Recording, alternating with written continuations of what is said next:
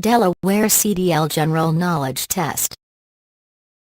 Question 1. Which of the following drivers may use the special non-CDL license for operating CMVs? A. Firefighters. B. For-hire situational drivers. C.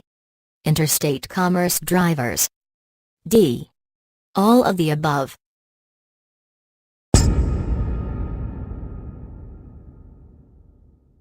Answer A. Out of these options, only firefighters are allowed to use the special non-CDL license. Certain intrastate, not interstate, drivers may as well, depending on the situation, so make sure you check the full list online. Question 2. What is the gross vehicle weight, GVW? A. A vehicle's maximum weight rating specified by its manufacturer. B. The total weight of a single vehicle and its load. C. The total weight that includes the vehicle, towed vehicles, and the load. D. All of the above are correct.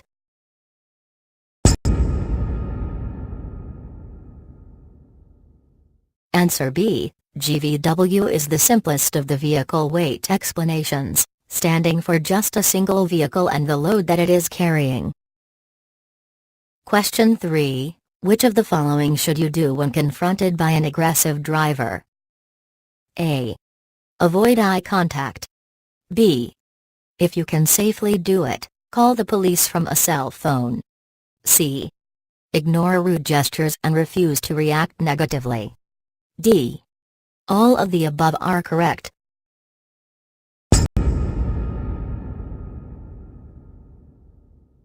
Answer D. When an aggressive driver is trying to confront you, do not give them the confrontation that they want. Instead, seek police, peace, and safety. Question 4. What happens when you let the air out of hot tires? A. This is a bad idea because when the tires cool off the pressure will be too low. B. It has no effect at all. C. It will cool them down, and you will be able to continue your journey sooner. D. This is a good idea so that the extra pressure is relieved.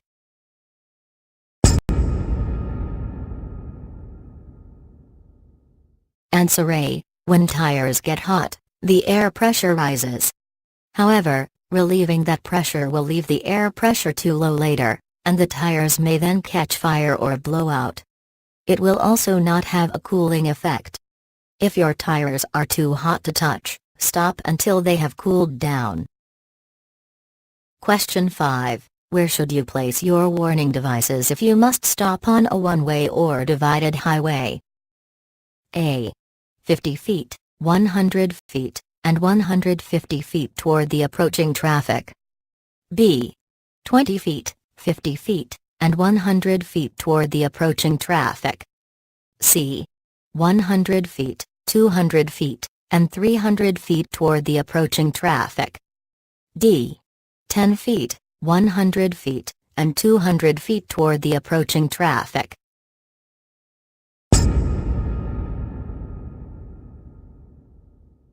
Answer D. On a one-way or divided highway, you want to stretch your warning devices out, but still have them close enough to the vehicle that it makes it clear you are stopped. Devices at 10, 100, and 200 feet accomplish this goal. Question 6. How long will you lose your CDL driving privileges if you are convicted of a second DUI offense in either a CMV or your private vehicle? A. 10 years minimum. B. Life. C. 5 years minimum. D. 1 year minimum.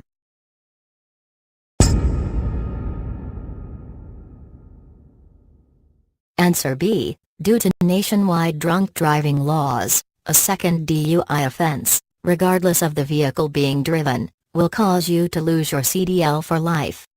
Your first offense is a wake-up call and a chance to get help, but your second offense is going to mean unemployment. If you get a DUI, seek help before you lose your salary and your future. Question 7. What might happen if you swing wide to the left before you turn right? A. Someone might try to pass you on your left. B. Someone might try to pass you on your right. C. You might damage your leaf springs. D. All of the above are correct.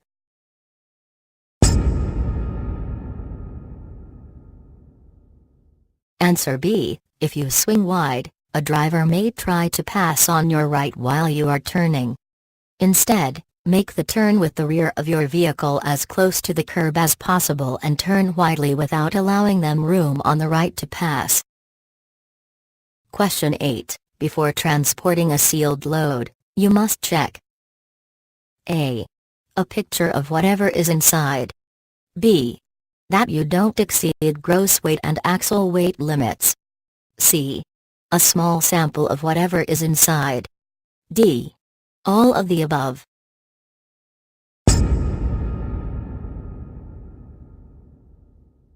Answer B. While you cannot actually inspect sealed loads, it's still your responsibility to ensure that you do not exceed your axle weight limits and your gross weight restrictions, so check them both. Question 9. To transport cargo safely, which of these are you not responsible for? A. Ensuring the freshness of sealed cargo. B. Inspecting the cargo. C. Recognizing possible overloads. D. Making sure that cargo is properly secured.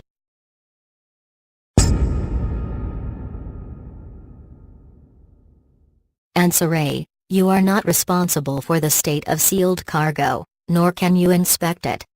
You are only responsible for the safety of the cargo, ensuring that it is balanced, secured, and not overloaded, and does not get in the way of emergency equipment. Question 10. The most important hand signal you should agree on with a helper is A. Stop. B. Go. C. Turn up the music. D. Faster.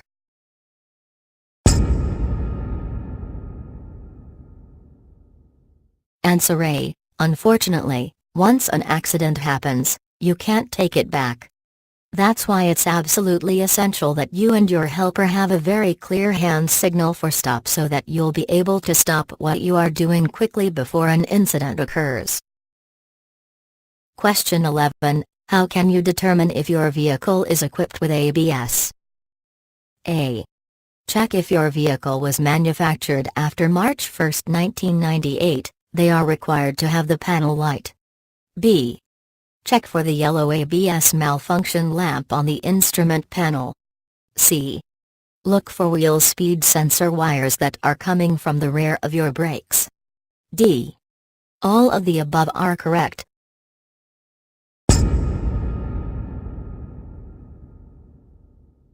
Answer D. Most vehicles now will have a light on the instrument panel that will light up briefly when the vehicle is started to alert you about the ABS, but you can always check for wires coming from your brakes. Question 12. What will help a drunk sober up? A. Time. B. Fresh air. C. Coffee. D. A glass of water.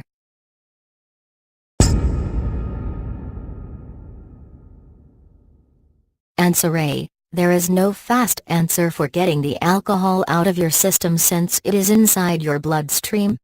Coffee and fresh air will not do the trick.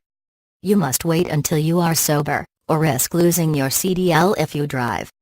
While country songs say love will help, we recommend you don't risk it. Question 13. You should place the starter switch key into your pocket while you are performing the pre-trip inspection because A. It could damage the starting mechanism. B. Someone could steal the truck. C. Someone could start and move the truck. D. Of all of the above.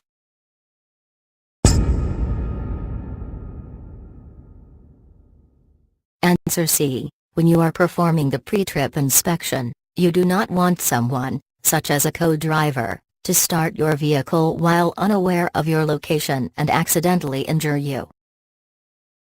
Question 14. Total stopping distance is a combination of A. Reaction distance plus braking distance. B. Reaction distance plus viewing distance plus braking distance. C. Braking distance plus stopping distance. D. Perception distance plus reaction distance plus braking distance.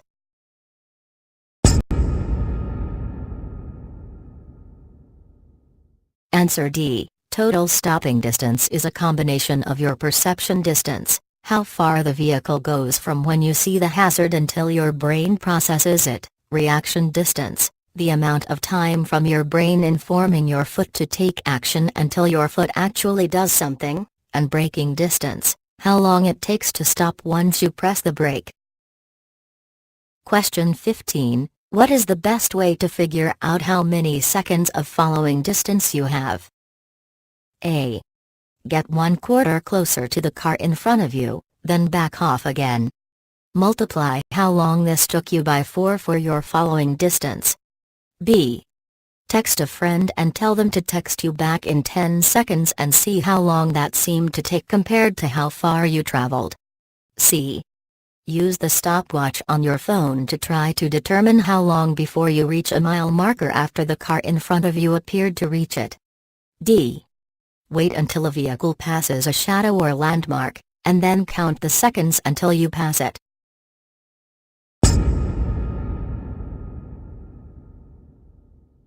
Answer D. Count how long it takes you to reach the landmark after the car in front of you by counting like such: 1001, 1002, and you will have your following distance in seconds.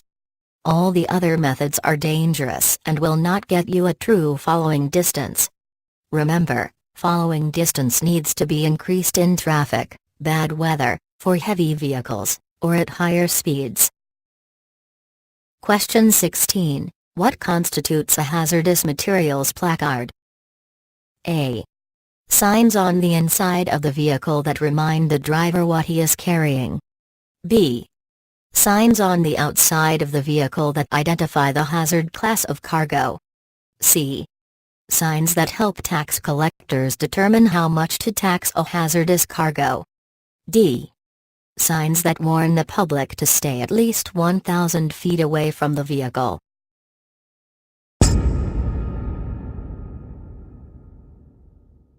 Answer B. Hazardous materials placards are regulated signs on the outside of the vehicle that identify the hazard class of the cargo for those who need to know, like emergency service personnel or those who load and unload cargo.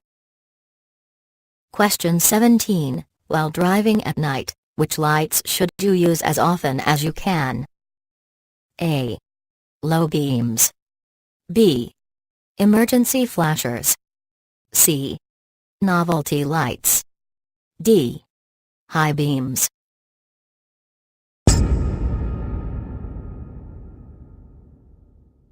Answer D. When driving at night, you should be using your high beams to expand your field of vision as often as possible, as long as it is safe and legal and you will not blind any other drivers.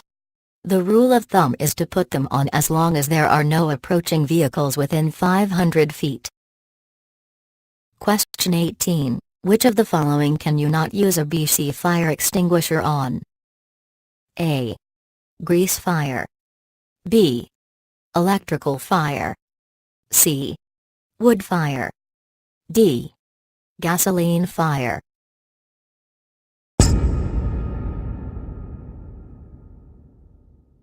Answer C. A BC fire extinguisher is no use on anything that you can normally use regular water on, which includes wood, paper, and cloth. These require an ABC fire extinguisher or just an A fire extinguisher. Question 19. It has just reached freezing. Which of the following areas are slippery? A. A bridge. B. Wet-looking road. C. A shaded area. D. All of the above. .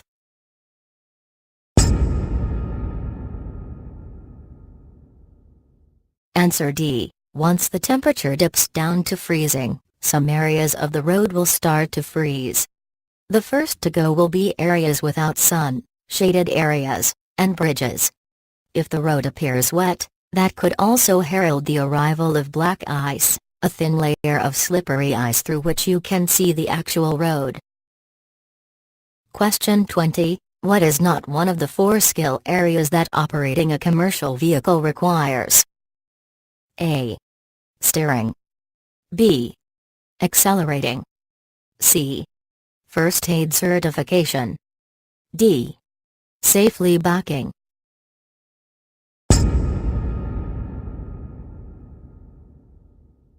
Answer C. While first aid certification could certainly come in handy at some point during your career, it is not one of the 4 skill areas mentioned that you must be proficient in for safe vehicle operation. Question 21. You should inspect wheel bearing seals for A. Broken leaf springs. B. Leaking. C. Tears. D. Twisted axles.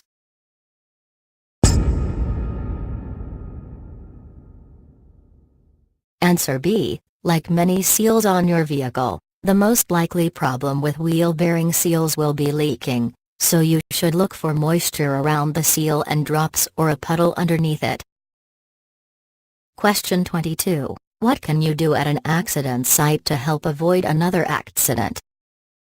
A. Have a drink to calm your nerves. B. Stay in your vehicle and do nothing until help arrives. C. Leave your vehicle, do nothing, and get to higher ground. D. Put out warning devices so people don't run into the accident site.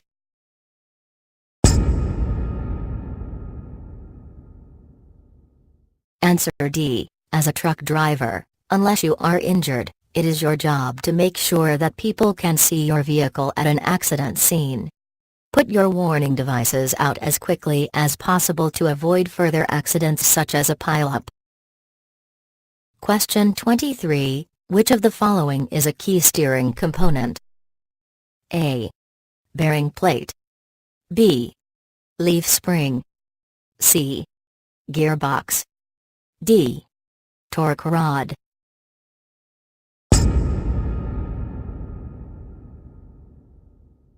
Answer C. The gearbox is an integral part of the steering system. All the other options are key pieces of the suspension system. Question 24. Starting the engine and inspecting the cab involves each of these tasks, except A. Starting the engine, and then putting the gear shift in neutral. B. Checking the transmission controls. C. Starting the engine, and then listening for unusual noises. D. Checking the air pressure gauge.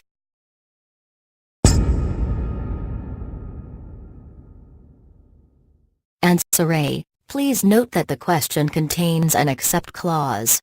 When performing this part of the inspection, however, you must put the gear shift in neutral, then start the engine and listen for any unusual noises. Once you perform the engine check, you will check all your gauges and controls, such as the air pressure gauge and transmission controls. Question 25. During your pre-trip test, when examining hoses with the instructor, you need to look for A. The location of the dipstick. B. Low windshield washer fluid level. C. Phrase in the water pump belt. D. Puddles on the ground.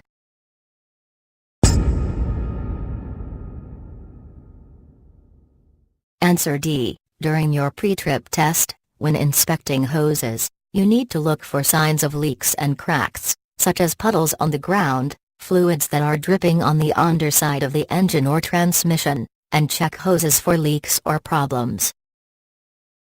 Question 26. An anti-lock braking system, ABS, will A. Let you drive faster. B.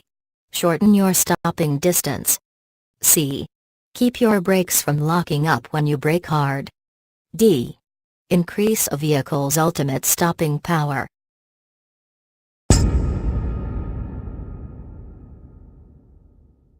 Answer C. ABS only really kicks in to save you from overbraking, and will not change the way you normally brake. It doesn't stop you from needing to engage in careful braking and defensive driving, and is no substitution for good brakes and maintenance. It will, however, save you from having your brakes lock and getting in an accident. Question 27. You don't want to be a distracted driver, so you A. should turn off your cell phone, if possible, until you reach your destination. B. should have all your emotionally hard conversations in the first hour of driving. C. should only read maps or your phone when there are no cars around you. D. should smoke, eat, and drink during straight portions of the road.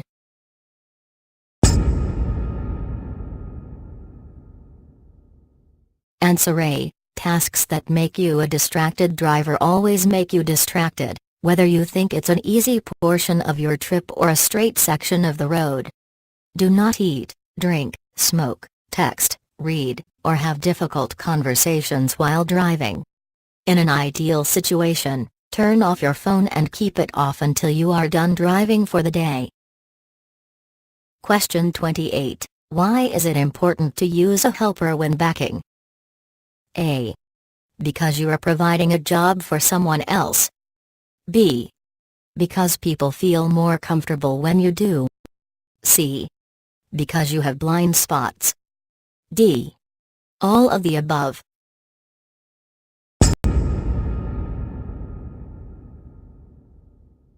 Answer C. Using a helper when you are backing is important since you will be dealing with blind spots that you are completely unable to see. Before you start, work out hand signals for stop and go. Question 29. Which of the following should you not do if you experience a tire failure? A. engage the brakes hard and immediately. B. be aware that a tire has failed. C. stay off the brake pedal. D. hold the steering wheel firmly.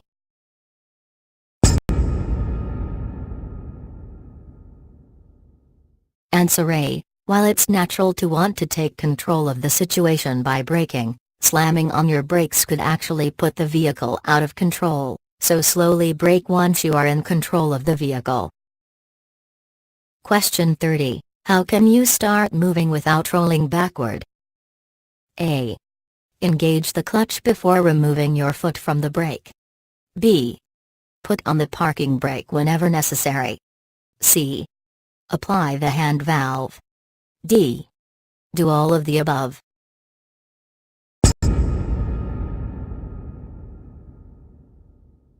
Answer D. If you have a manual transmission vehicle, partly engage the clutch before you take your right foot off the brake. Put on the parking brake whenever necessary to keep from rolling back. Release the parking brake only when you have applied enough engine power to keep from rolling back. On a tractor-trailer equipped with a trailer brake hand valve, the hand valve can be applied to keep from rolling back. Thanks for watching. Please comment, like and share.